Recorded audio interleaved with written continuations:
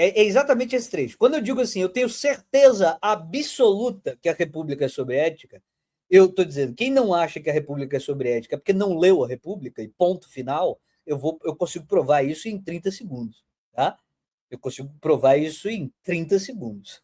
É só ler esse trecho aqui para mostrar. Que trecho é esse? Esse trecho é o final do livro 2 da República. No livro 1 da República, o livro claramente está discutindo o que é justiça. Né? A discussão é sempre o que é justiça. Do nada começa uma discussão ali sobre o que é justiça, na casa de Céfalo, com Céfalo, porque Céfalo está morrendo. Né? Aí Sócrates pergunta para Céfalo, um velho, né? Um velho carcomido já morrendo. Aí o Sócrates faz uma pergunta para ele do nada: e aí, velho, você tá velho, você vai morrer daqui a pouco, e como é que você pensa isso aí? Você tá morrendo, né? E aí? A pergunta é assim, tipo, e aí? Qual é a da parada? Aí o Céfalo fala: não, eu tô de boa, porque eu cumpri com os meus deveres, eu tô de acordo com a justiça, se tiver que fazer a transição pro lado de lá, tá tudo certo. Aí o Sócrates vem e fala assim, mas você sabe o que é justiça? Aí pronto. Você tá dizendo que justiça é fazer isso aí que você está dizendo que é para fazer, né? Cumprir os seus deveres com as pessoas em vida e com. Aí é interessante porque tem um aspecto, tem um aspecto materialista pra caralho nessa conclusão de Sócrates, né? Porque você falou de mercador de escudo, né? E aí ele está dizendo assim, porra, quando ele coloca essa questão, tipo assim, fica parecendo que assim, o cara é mercador de escudo, por isso que ele vê justiça como uma coisa de mercado. Né? Veja, você tem que pagar suas dívidas. Né? Então você tem que pagar suas dívidas com os homens, né? E com os deuses. E como eu ofereço as coisas para os deuses? E aí então eu estou de acordo. Né? Eu posso morrer de boa, porque eu estou de acordo com as minhas dívidas. E aí Sócrates problematiza isso. Né? E aí vai um atrás do outro, são personagens que vão colocando questões, entra Polemarco. Aliás, Polemarco é o nome de uma pessoa, mas é o nome de uma atividade militar em Atenas. Né? E aí Polemarco vai falar, não, Polemarco, que desde o início falou, o início da conversa tem uma prévia antes de ir para a casa de Céfalo, que Sócrates simplesmente desce para o Pireu, que é o porto de Atenas, simplesmente para curtir uma festa que está rolando lá. E aí aparece o Polemarco, e o Polemarco fala, vamos para lá, para casa, que vai ser maneiro. E o Sócrates diz, vou nada, porra, vou de nada, tem mais o que fazer, vou para minha casa. Aí o Polemarco faz uma brincadeira, é claro que o tom é de brincadeira, mas é uma brincadeira de violência. Ele fala assim, ó, tá você e o Glauco aí, né? Tá vocês dois aí. E aí, ó, quantos somos aqui? Você acha que você consegue vencer a gente? Então, o próprio Polemarco, já desde o início, na narrativa da estrutura, ele já é o cara da violência, mesmo que seja em tom de brincadeira. É o cara de. O forte faz o que quer e se foda, né? Era uma brincadeira, mas ele dá a tonalidade do que vai acontecer na sequência. Quando o Polemarco entra, ele fala assim: ó, para mim, justiça é fazer bem aos amigos e fazer mal aos inimigos. Típica postura militarizada, né? Então, assim, o que é o justo? O justo é aquele que consegue, de maneira melhor possível, defender os interesses daqueles que são seus brother e atacar aqueles que são seus adversários para proteger seus brother. Né? Então, essa é a postura amigo-inimigo que eu cito na minha tese, que é o ancestral remoto de Carl Schmitt. Né? Isso é rapidamente demonstrado falso, isso é besta, é bem fácil de demonstrar que a própria pessoa que diz isso não sustenta essa tese, e aí entra o poderoso chefão. O poderoso chefão é Trasímaco, né? O poderoso chefão é Trasímaco. Trasímaco vai dizer que justiça é fazer, tipo assim, a depender das instituições que estão colocadas, essas próprias instituições elas ditam o que é justo e ser justo é fazer aquilo naquela circunstância que é ditado por aquela galera que está no poder, né? Aí ele fala assim, ó, os democratas falam que é justo normas democráticas. O tirano diz que é justo normas tirânicas e cada um diz o que é aquilo que institui-se politicamente. Aí tem um erro muito grande, quer dizer que Trasímaco é positivista, né? Que ele está dizendo assim, as leis positivas são colocadas e a gente deve seguir as leis positivas, que isso é a justiça, ou tentar chegar no posto de poder, que isso é a justiça. Não é isso que Trasímaco defende. Trasímaco começa defendendo algo parecido com isso, porque Trasímaco não quer fazer a coisa horrorosa, quer dizer, o que eu defendo é sejam injustos. E isso muda tudo, tá? Isso muda tudo. Trasímaco tem uma certa noção do que é ser justo. E o que ele está dizendo Ele vai por esse lado, mas o que ele está querendo dizer é: vocês devem. Tipo assim, o certo é ser injusto. Ele não está dizendo que justiça é aquilo que a lei coloca. Ele está dizendo que é para ser injusto o suficiente até você alcançar a posição de poder. E uma vez que você alcança a posição de poder, você começa a dizer para as outras pessoas o que é certo e o que é errado, o que é justo, o que é injusto, para controlar essas pessoas, certo? E aí, porque tem uma passagem entre o Trasímaco não querer admitir que o que ele quer dizer é isso, e a parte onde ele admite que é isso mesmo. Eu estou dizendo o seguinte: é para ser injusto o tempo todo. É para ser injusto o tempo todo. O sentido da vida, eu vou educar pessoas para que elas sejam injustas, porque elas vão chegar na posição de poder, que é isso que interessa na vida. E depois todos os idiotas dominados é que vão ficar discutindo o que é justo, o que é injusto, se pode ser, se não pode ser. Mas a ideia é ser uma. E o que significa injusto, portanto, nesse discurso trasimaquista? É preocupar-se com si próprio, certo? Entenderam? Por que ele é o poderoso chefão? Por que ele é o poderoso chefão? Por causa deste trecho aqui. Porque Trasímaco ele é derrotado na primeira parte com três argumentos. Eu acho que um é excepcionalmente mais forte que todos os outros. Um é excepcionalmente mais forte que todos os outros, que é a comparação, a metáfora da sociedade com um barco. E um barco de piratas. Que é você dizer o seguinte: olha, se num barco de piratas todo mundo está procurando o seu próprio interesse acima de todos os outros e quer chegar na posição de piloto do barco, de líder do barco, esses próprios piratas vão se matar buscando o poder e eles não vão se dar bem em serem piratas, ou seja, o objetivo é buscar o interesse acima dos outros, do barco dos outros. Mas se internamente, dentro do barco, você estiver buscando seu interesse acima de todos os outros, o que vai acontecer é que todos vão se matar no processo, né? Basicamente, o que acontece no webcomunismo e etc. Não é? Então, assim, se vocês todos estiverem brigando entre si no barco e o objetivo é o barco conquistar outros barcos, vocês, entre si brigando, vocês vão perder força na possibilidade de conquistar outros barcos. Então, o barco se você tem dois barcos de pirata, em um deles tem o respeito interno e no outro não tem o respeito interno, ou seja, você não valoriza apenas a si mesmo e colocar-se na posição de liderança, de comando, de domínio, é mais eficiente aqueles que não estão tentando se dominar. Aí essa é a prova, isso é prova lógica, isso é prova lógica, isso é lógico. Tá? Por isso que eu digo que essa é a prova mais banal de que Trasímaco está errado. Com essa exceção aqui. Essa exceção aqui é o que conduz isso, é exatamente. Então, assim, se os criminosos. Então, se você tem um grupo de criminosos que vão assaltar um banco e está um tentando dar o um golpe no outro para levar o dinheiro todo, né? Tem vários filmes assim, né? Qual é o grupo de criminosos que vai se dar bem? Aqueles que conseguem articular para todos fazerem roubo ao banco, ou aqueles que estão brigando entre si, tentando se matar porque um quer ficar com todo o dinheiro. Aqueles que estão tentando se matar vão ser menos eficientes no objetivo final. Então é uma prova lógica isso. Então não pode ser só a busca incessante do interesse próprio, não importa quem, porque isso próprio fere o interesse próprio, não importa quem. É irracional buscar o interesse próprio, não importa quem, porque você em conjunto age melhor do que sozinho. Então você precisa pelo menos respeitar aqueles com quem você está em conjunto para manter aquela organização, para ser eficiente em fuder com os outros, né?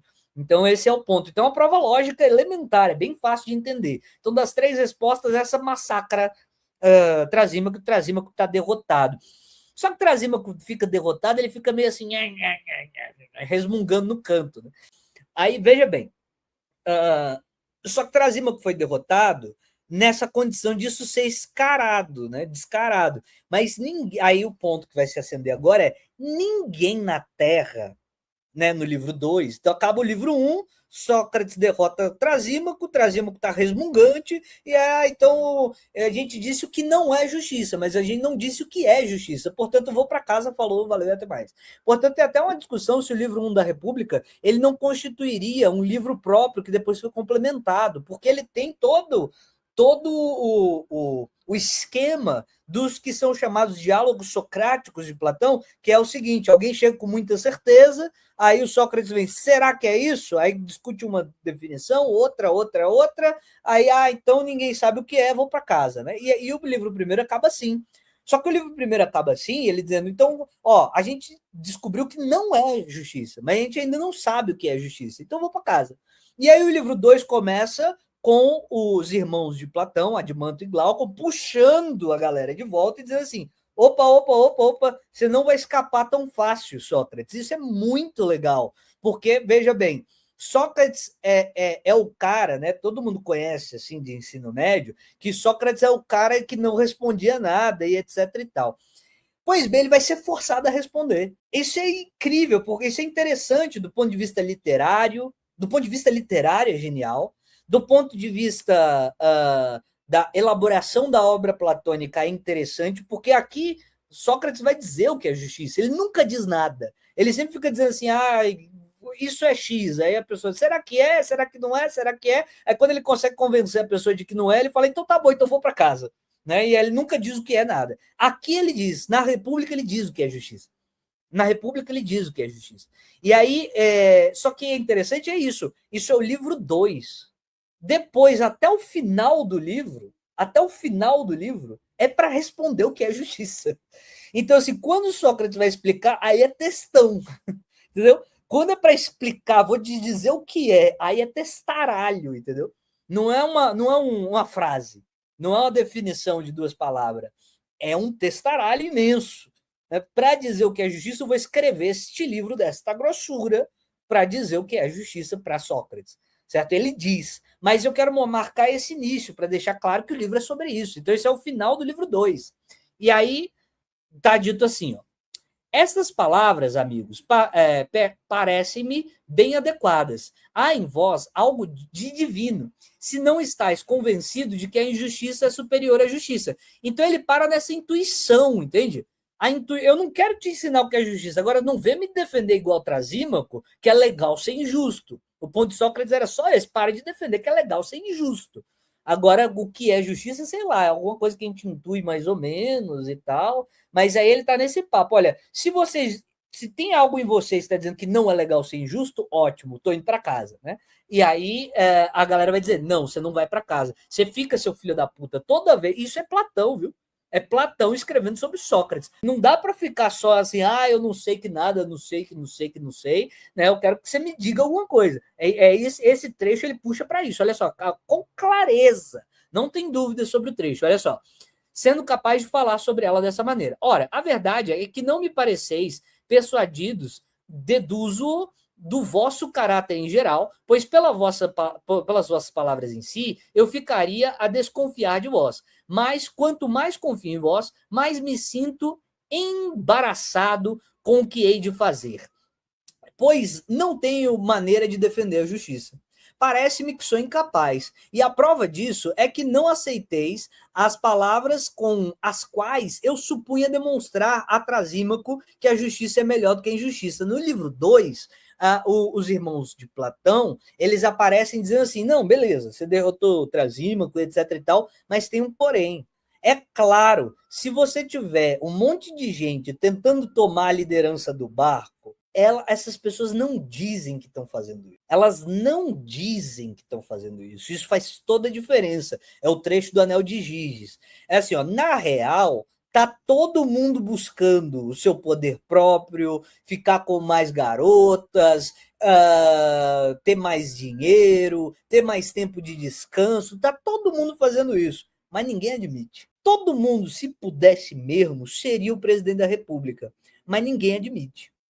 Então, eles vão ao resgate de Trasímaco dizendo, não, de fato, as pessoas estão sempre buscando seus interesses próprios. A justiça ela não vale por si própria, ela só vale na medida em que você convence os outros que você está sendo justo. nesse significado que já está bastante claro a essa hipótese, que é o significado de não buscar o seu interesse próprio passando por cima dos outros. Você se preocupa com os outros. A justiça é, de alguma forma, ainda que não definida, o elemento que mantém a gente buscando as coisas que não são só o nosso interesse. É o interesse do outro também.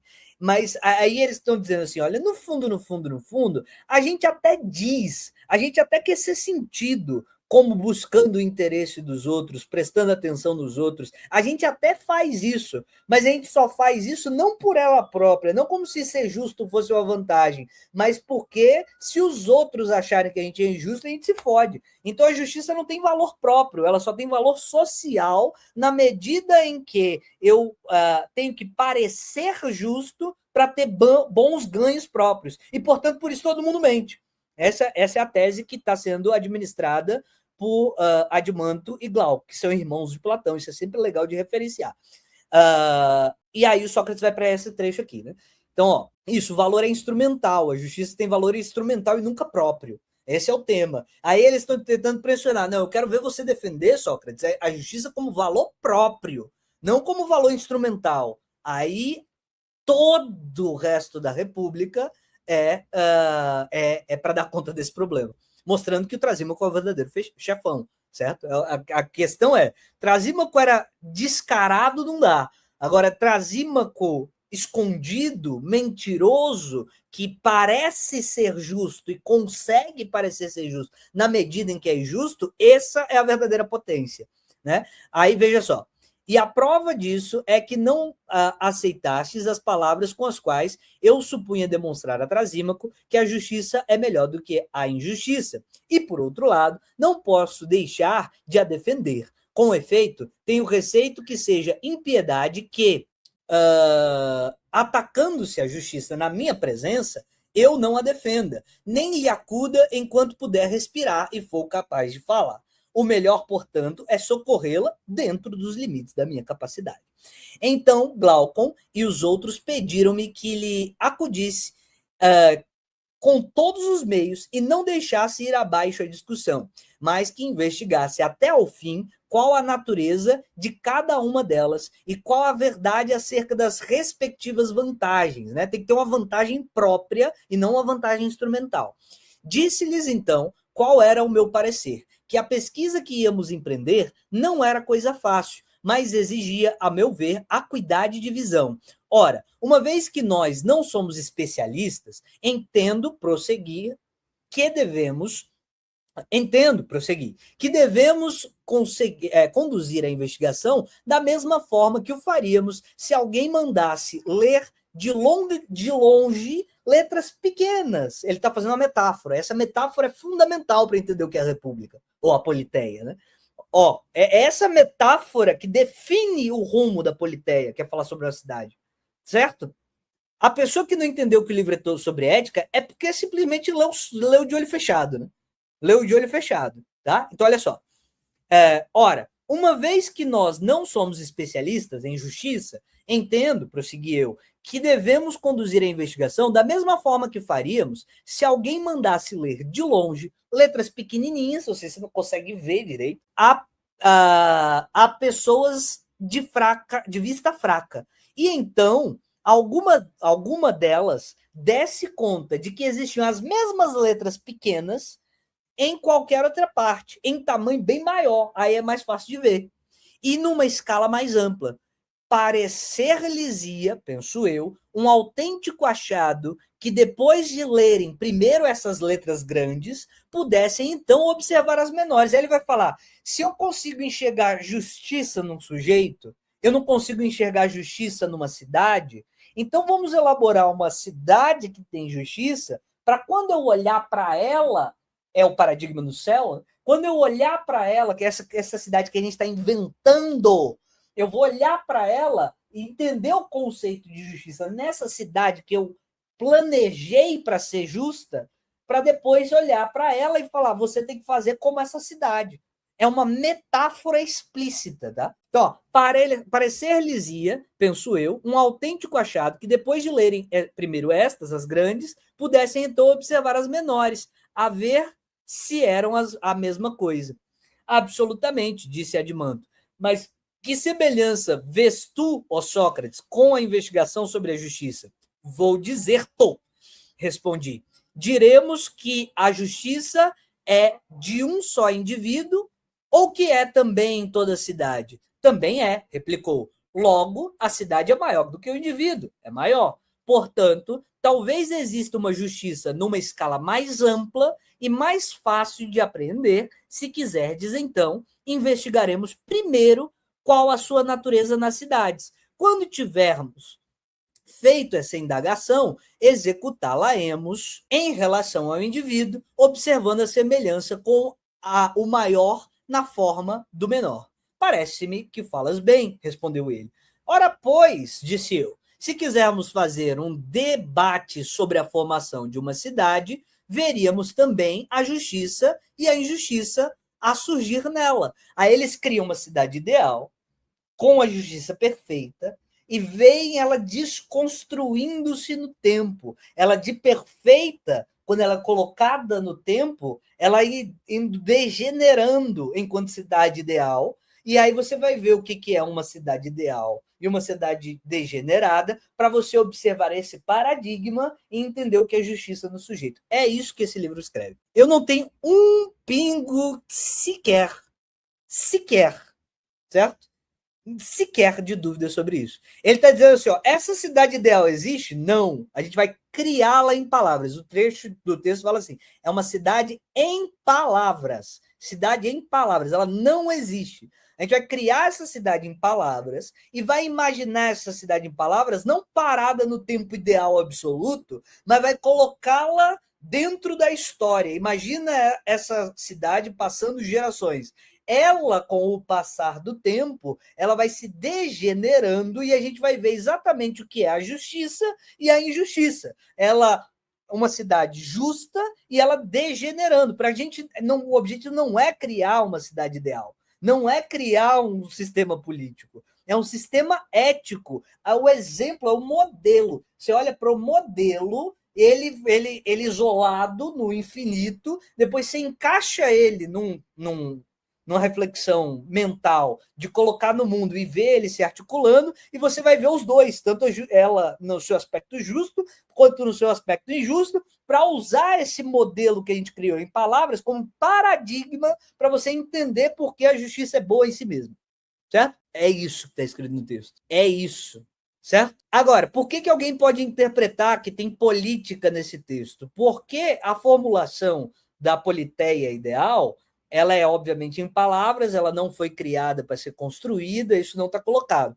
Mas alguns aspectos dessa politeia ideal aparecem nas leis. E nas leis eles estão falando de política mesmo e etc. Então, nas leis, como tem paradigma aqui, parece que Platão tem um paradigma para a cidade e um paradigma para o sujeito também. Né? Mas neste texto aqui é sobre ética, é isso que eu estou dizendo. Veja, se a metáfora é possível, é porque as coisas têm coisa em comum. Então, você pode dizer que Platão estava pensando em política também. Tá? Pode pensar que ele estava pensando, pode dizer que ele estava pensando em política, mas o texto diz: eu estou falando de política, mas para falar do indivíduo. Para falar do indivíduo. Eu acho que não carece mais, né? Pronto, aí eles vão propor, aí aqui é o projeto, né? Em breve o veríamos, retorquiu ele. Portanto, se assim o sucedesse, havia esperança de mais facilmente vermos o que indagamos. Muito mais, com certeza. Parece-vos, então, que devemos tentar levar a cabo esta empresa? É que se me afigura que não é trabalho de pequena monta, vê depois. Já está visto, respondeu Admanto, e não faça de outro modo. Aí ele está tentando escapar aí, né? Ora, disse eu, uma cidade tem a sua origem, segundo creio, no fato de que cada um de nós não ser autossuficiente. Ele está falando né, a relação social, né? Mas sim necessitando de muitas coisas. Ou pensas que uma cidade se funda por qualquer outra razão? Não, a cidade é porque a gente precisa um do outro. Assim, portanto, um homem toma outro para uma necessidade, outro ainda para outra. E como precisa de muitas coisas, reúnem numa só habitação companheiros e ajudantes. Aí ele começa a produzir a cidade, né? E aí vai embora. Tá bom? Então não tem nenhuma dúvida. Isso não é aspecto de dúvida.